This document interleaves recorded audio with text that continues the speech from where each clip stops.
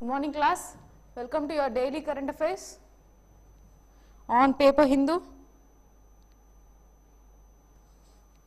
Let's see today's articles. Fine. See, first one related to your polity as well as Indian society, GS1 and GS2.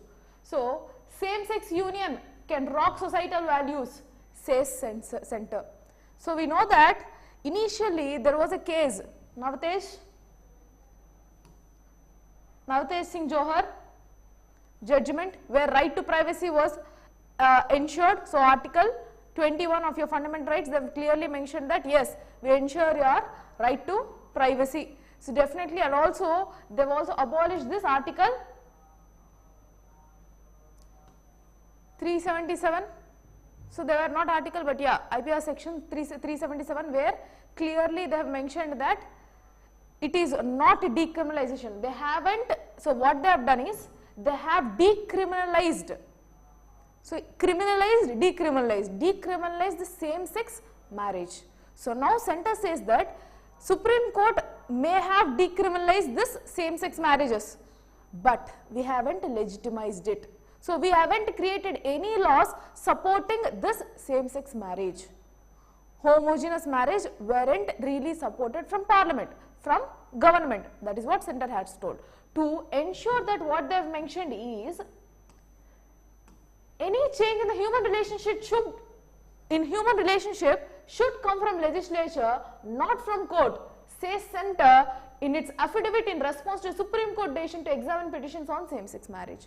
So, there was petitions, there was so many petitions on accepting this or ensuring this same-sex marriage. So, legitimizing it, yes, I am married to some other same-sex. So, it is acceptable in the society. So, I need that, right? So, for this, Supreme Court has asked like, what is your opinion? Like, will you be legislating any laws?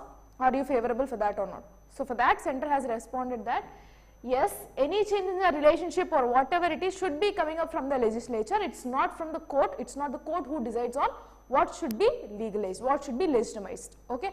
So, here the center in an affidavit has told that the same-sex marriage, while invoking, so it has frowned upon. So, it has completely, it was negative about, just a moment. Good morning, Burhan. So, it has legitimized on, or it has not legitimized, it has frowned that same-sex marriage is not really acceptable, because while invoking the accepted view that the marriage would be between a biological man and woman is a holy union and a sanskar of India. So, what they have mentioned is that it is our tradition to have a man and woman, biological man and woman intercourse. It is not between the same sex, and it is called as sanskar, as a holy procedure. So, marriage is not something which is a mutual understanding, something like that. It is something holistic, or something which is not holistic, but yeah, holy thing, sacred thing in our culture, in Indian tradition. That is what they have mentioned. So, yeah, they have also told that the institution of marriage is a sanctity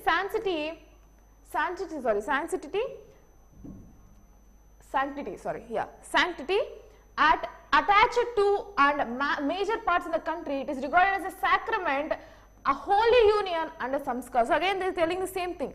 So, it is something which is sanctity. Okay, sorry, sanctity. So, it is they are telling that it is purest form of alignment of a social or a social strata of our country, right. So, we cannot really accept, and they have also mentioned that certain part of the society strictly say that it should not be legitimized. They are still in favorable of acceptance of heterogeneous alignment, that means a biological man and woman, but not a homosexual relationship. That is what they have mentioned. So, this showcases that our country is still against this same-sex marriage. So far we have understood that, like before this news, we were understanding that yes, in India it is not criminalized. So, people of same sex can be going into some other marital relationship or whatever it is. But now it is clear, evident that the government or the center is still not ready to accept this kind of people, the third gender, into the society. That you need to understand. Okay. Next, So that is what they have mentioned here. So they have told that it is decriminalized, but it isn't legitimate. It is not legitimized. So yeah, see here, it is not legitimized, this conduct. Next.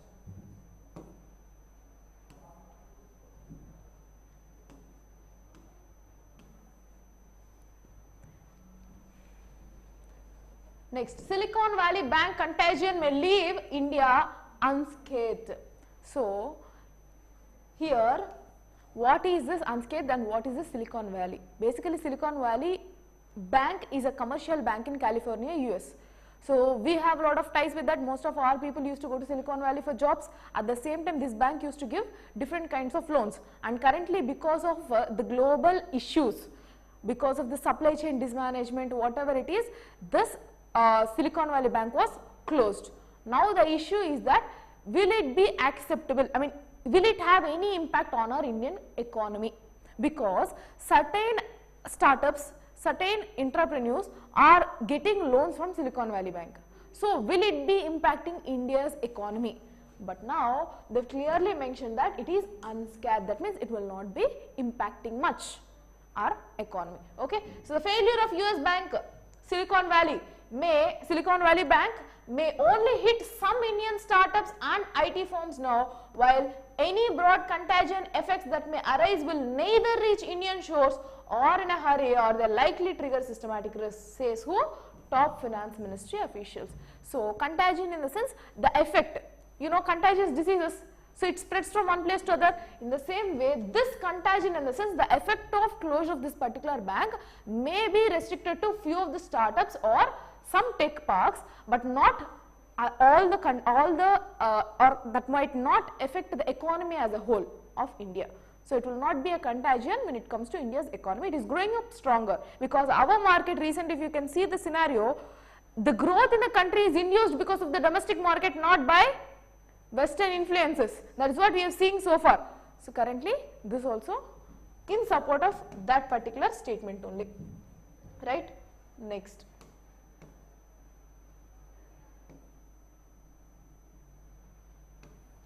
"15 feet, this is the local news. So let me go to the state news. Central news, let me go to the central news.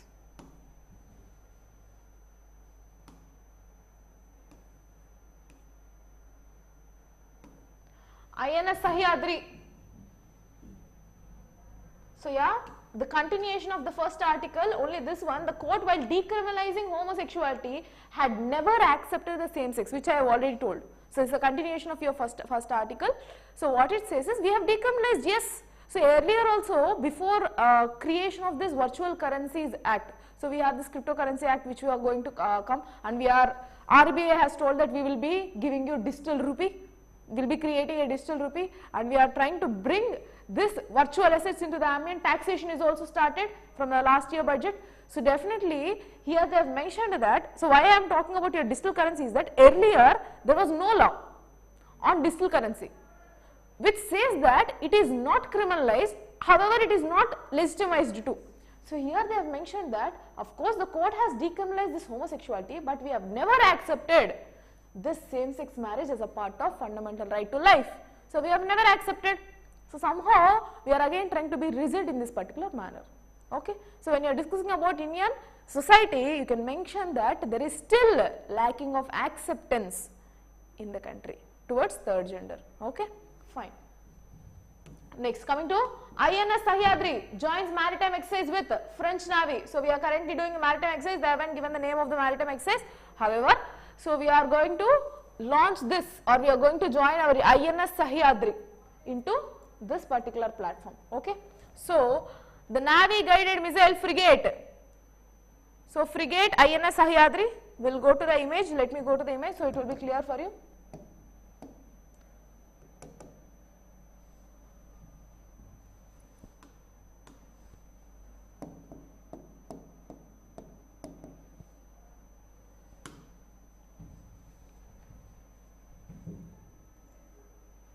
So yeah, this is your INS Sahyadri. Okay. So this one is going to participate in French Maritime Navy exercise. Okay. Fine. So we are going to have a Navy exercise, and currently this will be participated, and that too this exercise is going to be conducted in Arabian Sea. Okay. So yeah, we are going to have a exercise in the Arabian Sea with whom? With France for a two-day maritime partnership. So the exercise on Saturday and Sunday witnessed a wide spectrum of drills and boating exercises, landings. Then you have seamanship evolution, and from French Navy we have witnessed that there is Dixmude and Lafayette class frigate FS Lafayette exercise. So this is from the French, not required, but yeah, just for you to understand. So these are the Navy frigates from France, and from our side we have sent INS Sahyadri. Okay. Yes. Next. So currently, if you can understand, most of our ties now, especially after G20, if you can see the international scenario, international relations, if you can see as a whole, as of now our major focus, even in the western countries, or it may be the Oceania, that means Australia. Recently we have seen lot of ties, right? Even now we have another tie. Yeah, see again with Australia. So all these countries are looking up to India. Why? To have maritime security in Indo-Pacific region, to be ready if at all China is posing a threat to world scenario. So we should not again repeat the same scenario of Russia-Ukraine war. Are you able to understand? So who is the one who can actually fight against China? With support of other countries, India can definitely be a stronger nation to fight, not completely fight against. So this is not a war scenario, but at the worst case. So we need to be sure about this maritime security. That is why all these countries are focusing on India. That you need to understand. So France came. Now Australia also in a similar way. So we are working with the defense ties, entertainment, education, and now we also trade relation. This is also about the trade relation. So it is about your CA, Comprehensive Economic Cooperation Agreement. So currently what does this article say is that, so India and Australia for early conclusion of pact on market access. As I already told you, we are working on trade relationship. So we need trade.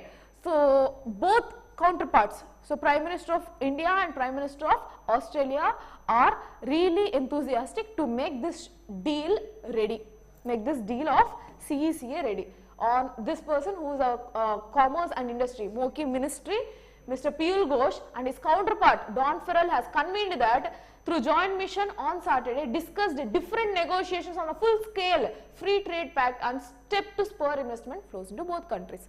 So to get these investments and to both side trades, both are into negotiations, and they clearly mentioned that both of our prime ministers are really enthusiastic to make this deal into reality as soon as possible. So what is the deal about? Your Comprehensive Economic Cooperation Agreement, and I have already mentioned what are the areas that they are going to have trade about. So we have discussed one particular article where different trade agreements, I mean what they are actually working on, what they actually want, I mean exports and imports from Australia, and mainly with Australia we need this crude oil too, right? Next,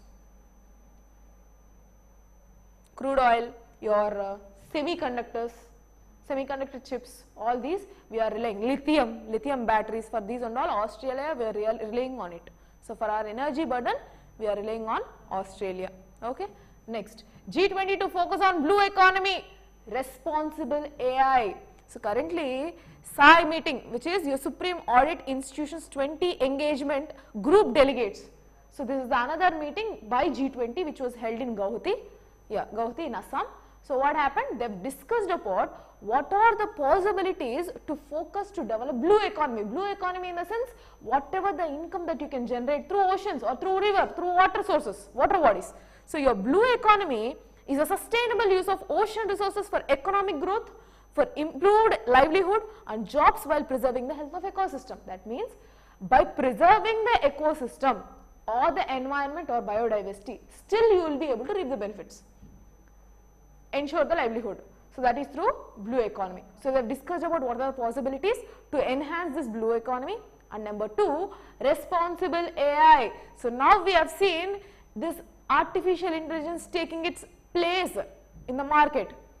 It can replace many jobs. So it can take place of many human works, right? So whatever the data I need, I can directly go and ask ChatGPT or Bard or any other instrument.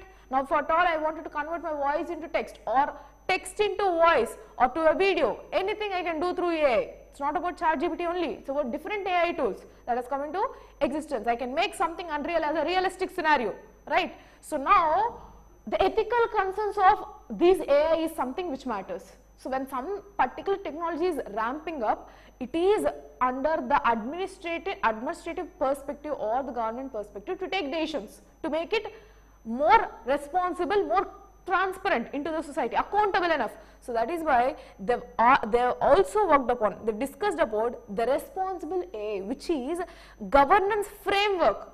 Like what are the constraints? Now I cannot ask whatever I want. Right now there is no framework, so I can ask whatever I want. So I can ask for, please make a bomb for me. Like what is the procedure to make a bomb? I can ask that question, right? So there should be, or I can ask some other threatening messages, whatever it is. But still there is no conduct, right? So I need it to be regularized. Framework should be there for that. For that, what they are doing? They are coming up with a responsible AI, which means the governance framework aimed at which the data can be collected and used, how AI models should be evaluated, how to best deploy and monitor the models. So transparency should be there, accountability should be there, the level of fake news should not be spread. One of the major constraints of these AI tools is that they are not clear. The data which is being dumped into it is a collective data which is available in the global arena. So there is no assurance that this data is actually clear, correct, genuine. Fake news can also be there. There was one article, editorial, which mentioned that yes, there is a huge issues with reliance on ChatGPT or any other AI tools, because that data is not really reliable. So now we need a responsible AI, that is why, so these terms are important. You can add this directly into your SNT, Science and Technology part, you can add, and also your ethics. In ethics, if they ask you about the code of conduct, especially in the digital arena, there you can use these words, which is a responsible AI, the code of conduct for the upcoming technologies, which is one right now is a concern. So yeah, they've discussed, and currently for this, who has mentioned, our CAG has given in the statement, because that is what no responsible body here. So the framework can also define who is accountable for any negative outcomes of the AI. So there should be a proper body which is governing on what are the outcomes for artificial intelligence and what are the possible threats, what is the grievance redressal mechanism, how should be addressed, how we should address, what is the citizen charter, whatever it is, everything. The framework, the bodies, legitimate bodies, everything is required. That is what CAG has mentioned. The SAI, which is your, what is it? Supreme Audit Institutions 20. In our India, what is our Supreme Audit Institution?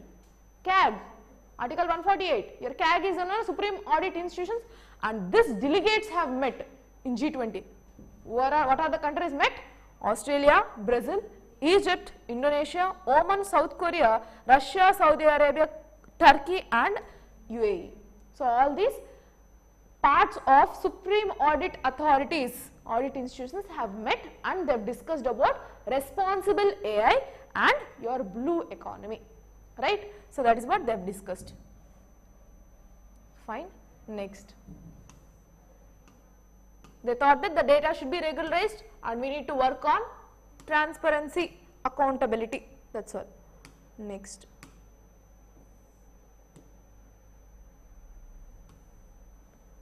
Railways issues SOP for transporting arms and ammunition by rail and road. So not much important, but yeah, infrastructure. So currently SOP in the sense standard operating protocol. So they should have, suppose this weaponry or whatever it is are being transported with to army, whatever it is. So there should be a standard operating protocol. What if the gun is being triggered, or if they move anything, if anything, any chemical is placed into that particular weaponry, if it is blasting, then what is the case? So we need to have a proper standard operating protocol. What should be the precautions taken? Where it should be stored? What is the temperature that it needs to be stored? Should it be moved or should it be sealed? What should be the sealing? Like packaging, everything needs to be done. What is the area that it's consumed? Everything from the beginning to end. What is necessary? For that, with no standard guidelines till now for providing security to transportation. Next thing, your security. Now I am transporting weaponry for army from one particular place to other particular place. Now I need to ensure that there is security, right? What if that is being theft? there are no guidelines so far. So this is a grey area where there are no standard guidelines till now for providing security to transportation of arms and ammunition by train and road, says who? Railway Ministry has. So they have rolled out this SOP to ensure safe of such sensitive consignments and their escort personnel. So whatever is required, how should we be focusing on these particular immunities or this particular weaponry? How should we actually transport them? For everything they have released this SOP. Okay, fine. During a review of the cases, deployment of armed manpower, all these things again not required. Just understand that an SOP has been released. That's all. Next. So who are involved, they have mentioned. So it is the Railway Protection Force and the Railway Protection Special Force to escort. So these are the bodies in railways, railway ministries, railways, who will be escorting this weaponry. So they are the people who are responsible. Who are those? Your Railway Protection Force and Railway Protection Special Force. These two are the bodies responsible for transport of these ammunities and weaponaries. Okay, fine. Ammunition or weapons, arms. Next.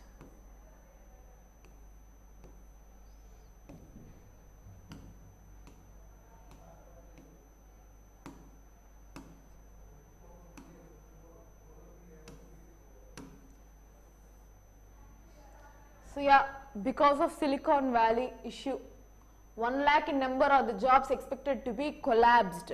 So because of this collapse of Silicon Valley Bank, 1 lakh jobs will be estimated jobs that can be lost. Okay, fine. Next, the rise of the ESG regulations. So what is this ESG? Environment, Social, Governance regulations. So currently these regulations, almost all the governance part, they are focusing on these regulations. Earlier we used to have CSR, even now we have CSR. Certain companies which have a different turnover based on the constraints around 2% or 2.5%, they are contributing as corporate social responsibility. So what they will do, they will fund certain public facilities, that can be education, that can be toilet, whatever it is, environment perspective. So they will be giving money or sponsoring for these activities, environmental friendly activities or for the public facilities. So that is what corporate social responsibility in a small form, in a gist form. Now what is this ESG? Let me go to the gist. So the evolution of ESG laws and regulations is still at a nascent stage in India. Now the trend has started in India, where almost all the governance part or the laws with respect to environment, social. So if you can see this year, we are even in the last budget, did we majorly focus on environment? We had certain budget allocations, yes, renewable targets are there, but if you can see this particular year, it is completely about environment. Whatever the area you take, they were always speaking about green economy, focusing on blue economy, clean energies, then focusing on infrastructure. Why? Because environment is the major aspect. Number 2, social aspect. Number 3, governance. So integrating all these three, are you able to understand? So even in MSMEs or the rural areas, they are focusing on environmental friendly activities, environmental friendly entrepreneurship. So they are focusing on that. That is why even green credit has come, which I already told you, they will be trading this green credit. So in the same way, currently the regulations where the focus is on nascent, in the sense it is in the beginning stage. So it is in a beginning stage where the focus is often on providing protections regarding the environment or the workplace conditions without also incorporating the controls and disclosure that are hallmark contemporary ESG regulations. So what does they say is that currently our focus is on what? Control of emissions. That is why we are focusing on green credit. So we are not still into infrastructure for green economy. We are still into which place? We are trying to first protect. Environmental protection is our place currently in India. Next, the SEBI response, which is your Security Exchange Board of India, responding to the increase in ESG investment and the demand by investors for information on ESG risks. So why this is focused is that, suppose I am let's say I am one of the person who will invest in stocks. Now in the investment of stocks, people are enthusiastic to understand if the company, if whatever the company that I am trying to take the stocks, if I am trying to purchase, if a particular company has come into IPO, initial public offer, if it comes there or if it is going into the secondary market, the investors are really enthusiastic about their ESG procedure. Why? Now this green credit has started, so I wanted to explain you about green credit. Because of these regulations, now government has strictly started regulating these bodies which are environmentally impactful, which are posing threat to environment, right? Now if at all as an investor, if I invest into a particular company which is threatening the environment, definitely that will be in losses for the future. Are you able to understand? If at all you are not able to understand, please let me know, I'll be again repeating it, you too. So ESG, people or investors are really enthusiastic to understand about what is this company doing about. Is it environment friendly or not? Is it ensuring the social responsibility or not? Now you need to understand what is the difference between CSR and ESG. Okay, CSR is corporate social responsibility, which I have already explained, where certain part of their, which is 2 to 2.5% will be spent on public facilities, mostly on education or environmental friendly, whatever it is. Now what is this ESG? So before going that, let me explain this, then we will go to what is ESG and what is the difference actually. Fine. So ESG, investing, the demand by investors for information. ESG risk, substantially revised annual business responsibility sustainability report required for 1,000 largest listed companies in India.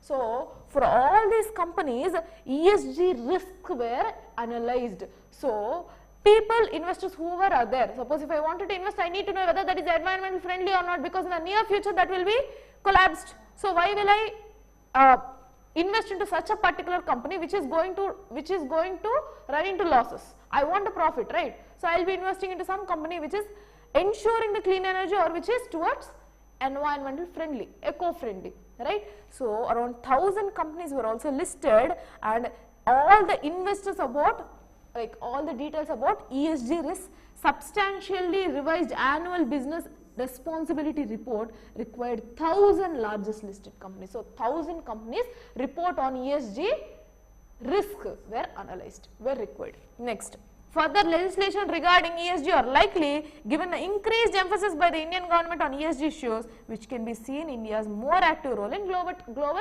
climate forum. So that is why, as we already have 2030 SDG goals and 2070 clean energy goal, all these our current focus is on environment friendly goals only. Climatic change, we are focusing on climatic change issues only. So yeah, for that it is mentioned. Next,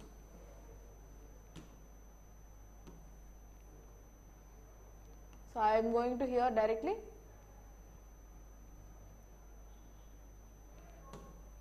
Just a moment, let me tell you this also.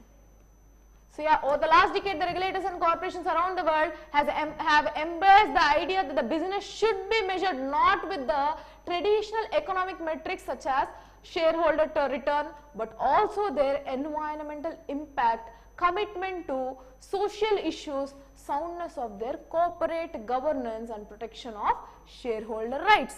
So traditionally, that means just to the past decade, let me tell you, in the past decade itself, or just before 5 years also, what was our focus? If I was an investor in before 5 years, what was my focus? What are my returns? I am investing into it, a bond. So as a shareholder, what will be my return? Only that was concerned, which is your traditional thoughts about investing into a particular company. But now, what is the scenario? What are their environmental steps? Environmental protective steps. Next, what is actually their impact towards environment? Their commitment on social issues, their CSR, that means your corporate social responsibility, corporate governance, then support to shareholder rights. For suppose if the particular company has collapsed, what are my rights? Or profits has enhanced, then what are my rights into the particular company? If I am on IPO, if I purchase an IPO, what is my level? What is my level of rights that they will be ensuring me, right? Next, while this development partially due to the belief that the companies have a distinct responsibility as social corporate citizens, main driver for the realization of environmental social governance. So being at big tech companies, all now started believing that to realize this climate goals, to realize this social goals, environmental goals or governance policies penetration into the society, these companies are playing huge role. So that is why they are currently shifted towards ESG and CSR as a constraints or as a concerns to invest into particular company, right. So the evolution of ESG laws, however, as an asset I have already mentioned. So let me go into the difference. So India has a robust corporate social responsibility which has been codified into Companies Act of 2013, which was again amended in 2014 and 2021. What does it say? It mandates the corporations to engage into initiatives that contribute to the welfare of the society, which I already told. Public facilities, welfare of the society in the sense public facilities. So with the passage of these amendments, the amendments require the companies with a net worth of 500 crore. So whatever the companies that have net worth of 500 crore or a minimum turnover of 1000 crore or a net profit of 5 crore will be at least 2% of their net profit will be invested into welfare. Are you able to understand? So these are the constraints. So yeah, that is about your CSR. So they will be investing 2% and that can be varied to 2.53 also based on the company. So initially it is 2%. From 2%, whatever the company's constraints, first net worth should be 500 crore, else minimum turnover of 1000 crore, profit or profit of 5 crore. All these people should spend 2% of their profit, not income, their net profit over preceding 3 years on CSR activities. So 3 years if they have, and the 3 years span if they have all these constraints, then definitely any of these constraints, definitely they will be investing into 2% of net profits into CSR activities. Fine. ESG regulations on the other hand differ in process and impact. CSR is fine, so they'll give the amount and they'll leave, that's all. So here the UK, for that they have given example, because in India it is still in the nascent stage, that means still in the beginning stage. We don't know how can we proceed into ESG further. If we can take the example of the UK Modern Slavery Act, for example, requires companies with business in the UK and with annual sales of more than 36 million. So what is their constraint? If any company that is having business with UK and annual turnover or annual sales of more than 36 million, to publish the efforts that they have taken to identify and analyze the risks of human trafficking, child labor, debt bondage in the supply chain, and establish accountability procedures, evaluate supplier complaints, and to train the supply chain managers regarding these issues. So initially through CSR, what is my responsibility as a company? 2% I will have to invest. So what is my responsibility there? Investment, right? I am just sponsoring the activities. When it comes to ESG, from sponsoring, I am going into being a responsible citizen as a company, responsible company. What I am doing? I will be going, I will be identifying the constraints. I will identify what are the issues and analyze on that what can be done. Are you able to understand? So I am turning into a governance body here and analyze the risk of human trafficking, child labor, whatever the issue. So it is not only constraining about the investment into activities of education, whatever it is identifying the societal problems, analyzing them, and then investing into proper mechanism. That is what your ESG is. So here they mentioned about child trafficking, whatever it is, in India yet to come. So we will also know what are the constraints that we need to focus on. Yes. And they mentioned about the Green Tribunal, where they will be focusing on environmental perspective, social perspective. Fine. So that is about this article. I hope that's clear. Last article. What is the Rajasthan's Right to Health Bill? Simple, clearly I will mention. Rajasthan has concluded that in the budget session to revive the debate about Right to Health Bill. This bill, the legislation if passed, so currently it is bill, not act. You need to understand. And right to health is again not actually guaranteed directly, but can be ensured through your Article 21 as right to life as part of your fundamental right, and Article 47 which directs the government to meet nutrition and health requirements for the population. Article 47 which part? DPSPs, Directive Principles of State Policy, which is not justifiable, but still it is a state responsibility to take actions towards them, right? So, Article 47 and Article 21 are the basis or a base for this particular bill, Right to Health of Rajasthan. What does this bill say? No matter if it is a private institute or public institute, public hospital, not institute, hospitals, whatever the hospital may be, if at all a person approached for their medical health, medical ailment, whatever it is for treatment, these people have to provide their medication at free of cost. Now the issue comes, public hospital free of cost, no problem, even here we have Arogyasri in Andhra Pradesh, whatever it is. What happens if, what is the case for private institutions, private hospitals? So they are running it as a business. Will they be earning anything? Then everyone will bring that, yes, I am also from weaker section, or here irrespective of the section, they can directly go, irrespective of the person, they can directly go and have their treatment done at free of cost. So then private hospitals have rigged up, they mentioned that providing it at the free of cost will reap us nothing, we will be under losses. But however, government has mentioned that we will be creating a fund. So same like Arogyasri, so amount will be claimed from the government. So you mention whatever the bill it is. Again there are constraints, later on they will be mentioned certain amount will be deduced. Only this much amount should be given, should be added as a bill. Are you able to understand? Suppose I am a government body, let's say there is a private hospital and there is a particular patient who came for a blood test. Normally blood test, if I do it in a public hospital, it would be around maximum, let's say, hypothetical situation, let's say 200 rupees. I will be writing it down to be clear. Public, private hospitals. I am a government body. Okay. So now I have a regulation that right to health. Bill, still not act. Okay. So now what I have to do, whoever come to this particular institution, they should be provided with free of cost medical facilities.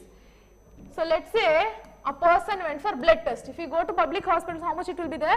Let's say 200 for blood test. What would be costing in private hospitals?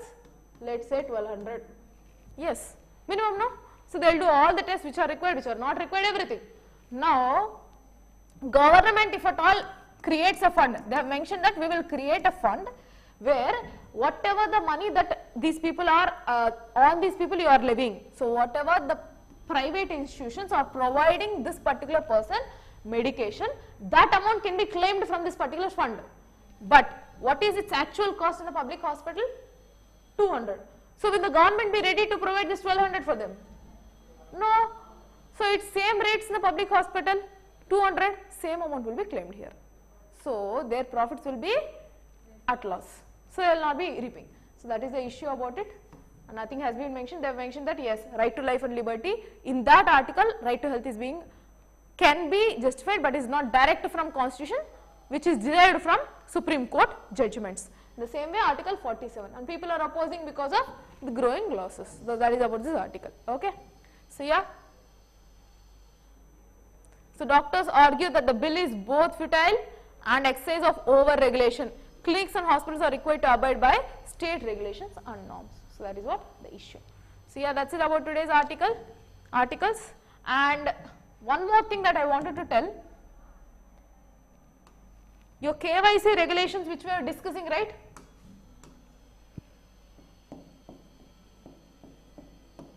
Like in the Saturday's class I was mentioning that KYC regulations, know your customer regulations, where they have included or they have added politically exposed persons and your NPOs, which are non-profit organizations. So I will just give you a no need to go to here also. Fine. So as part of KYC regulations 2023, RBI has mentioned that we will be including, so that this KYC is nothing but a form, a particular form which you need to fill before getting a loan, bank loan, whatever is the facilities that you are going to take up with bank, then this particular form you need to fill, and there will be certain options which you need to tick if you are that. So in that options they have included, if you are a politically exposed person or if you are from a non-profit organization. Why? Why should this be mentioned? Let's say I am an MLA. I went for bank to take loan. Okay. Now this option is not there. Let's say this option is not there. So I fill this KYC, my background, whatever it is, and then I take loan. After that, I was unable to pay loan. Will they be able to question me? I am a politically exposed person. I am a politician. Will the bank be able to recover loan from me? So there is a question of non-performing asset development, no? So there is a lot of chances that this particular particular loan will be unpaid, which will again result in bad loans or NPAs, again burden to bank only. So for that, under risk categories, they have mentioned this. So if you are from a non-profit organization, NGO, then if you are running in losses for that particular year, again issue for the bank only, no? So this is a risk category, no? Both these. So that's why they were added into KYC norms. That is about the article on Saturday, which I told you that I will be discussing about KYC. So for more details, you can visit this RBI website, regulations on KYC. The 2013 regulations, 2016 regulations are clear. Apart from that, you can see this 2023 also. Okay, fine. So that's it for today. Thank you for the session. Good day. We'll meet tomorrow.